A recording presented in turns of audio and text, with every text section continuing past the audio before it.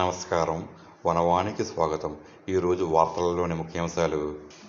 కాకినాడ జిల్లా పెదపూడి మండలం గొల్లల మామిడాడలోని శ్రీ మణికంఠస్వామి దేవస్థానంలో దీపావళి అమావాస్య పర్వదినాన్ని పురస్కరించుకుని వారాహి అమ్మవారికి విశేష పూజలు, కుండ మహాహారతి కార్యక్రమాలు అత్యంత భక్తిశ్రద్ధలతో నిర్వహించారు.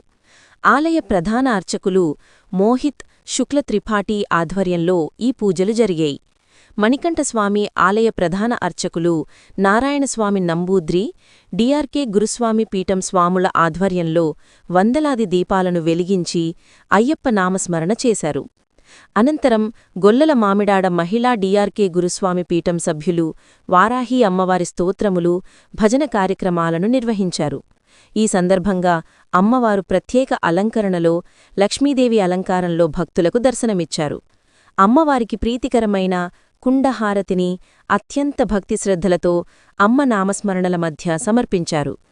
మోహిత్ శుక్ల త్రిపాఠి మాట్లాడుతూ, ప్రతీ నెల అమావాస్య రోజున సాయంత్రం 6 గంటల తర్వాత వారాహి అమ్మవారికి విశేషమైన కుంకుమ పూజలు, కందదీపాలు వెలిగించడం జరుగుతుందని తెలిపారు. అందులో భాగంగానే దీపావళి అమావాస్య శుభఘడియలలో లక్ష్మీదేవి అలంకారంలో అమ్మవారికి ఈ కుండ మహాహారతిని శాస్త్రోక్తంగా ఇవ్వడం జరిగిందని వివరించారు.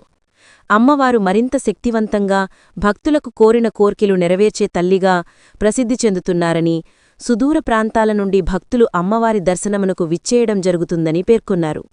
ఈ సందర్భంగా గురుస్వామి డిఆర్కే రెడ్డి మాట్లాడుతూ, శీఘ్రదేవతయైన వారాహి, శ్రీచక్ర సహిత దుర్గమ్మలను శుక్రవారం, మంగళవారాలలో పూజించి దర్శించి తరించాలని సూచించారు. ప్రతిరోజూ సాయంత్రం 6 గంటల తర్వాత అమ్మవారి సన్నిధిలో కందదీపములు, కుంకుమ పూజలు జరుగుతాయని, భక్తులు పాల్గొని అమ్మవారిని దర్శించి తరించవలసినదిగా కోరి ఆహ్వానిస్తున్నట్లు గురుస్వామి తెలిపారు.